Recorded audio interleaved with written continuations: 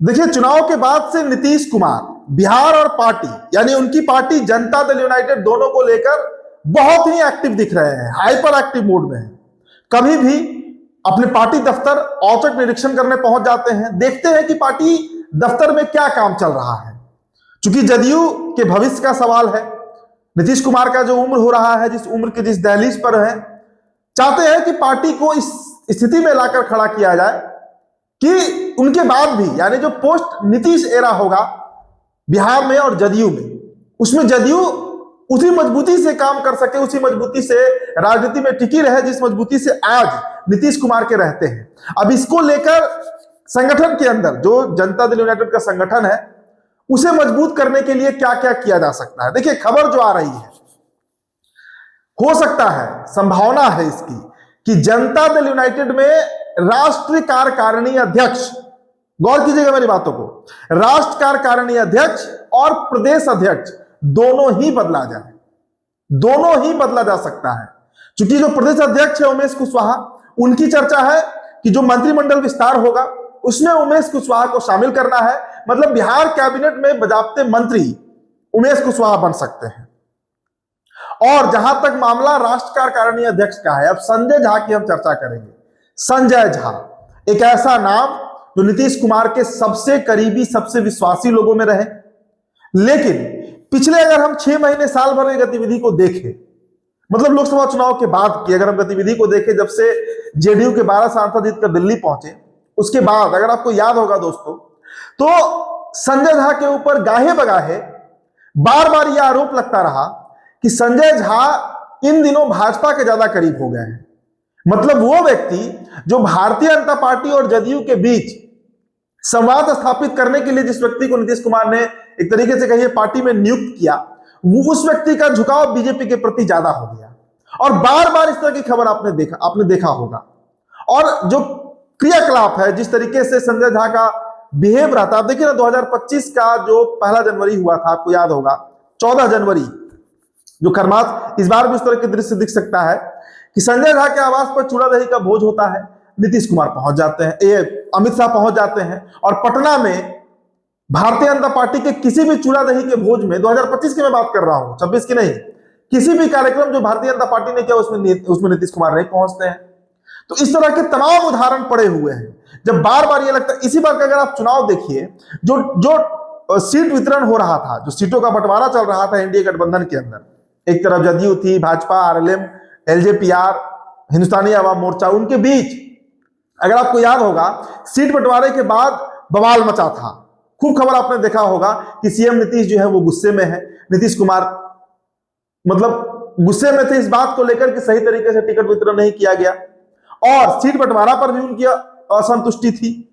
तो उस बार भी खबर आई थी कि संजय झा से नीतीश कुमार खफा है। तो राष्ट्रीय कार्यकारिणी के पद पर संजय झा को बैठाया गया। मौजूदा समय में वो राज्यसभा के सदस्य भी हैं। संजय झा को अब रिप्लेस करने की चर्चा हो रही है पार्टी के अंदर। हमारे जो भरोसेमंद सोर्सेज हैं जेडीयू में, वो भी कह रहे हैं इस बात को कि संजय झा का एक विकल्प जो है वो तैयार कर रहे हैं नीतीश कुमार। ऐसा नहीं है कि ये अचानक हो जाएगा या फिर बहुत जल्दी हो जाएगा, तुरंत हो जाएगा, खरमास के बाद हो जाएगा, लेकिन यह आप मानकर चलिए कि 2026 में ही ये होगा। संजय झा पर किसी दिन गाज गिर सकता है।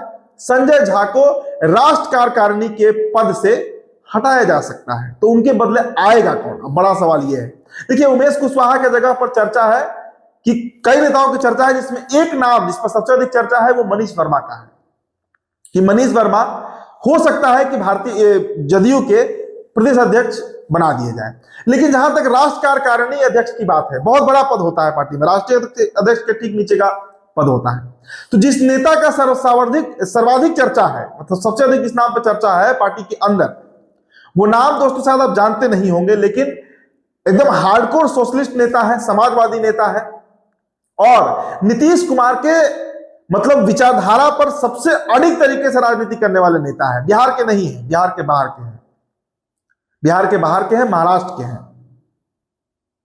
कपिल पाटिल, कपिल हरिश्चंद्र पाटिल उनका नाम है, पूर्व में एमएलसी रहे हैं, और 2024 में उनको बजाबते पार्टी में महासचिव बनाया गया था।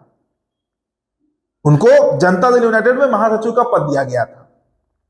और सबसे बड़ी बात कि कपिल पाटिल जो है, कपिल हरिश्चंद्र पाटिल जो है, वो भारतीय जनता पार्टी के कई विचारधाराओं से वो असंतुष्ट रहते हैं, मतलब उस विचारधारा पे उनकी सहमति नहीं रहती है।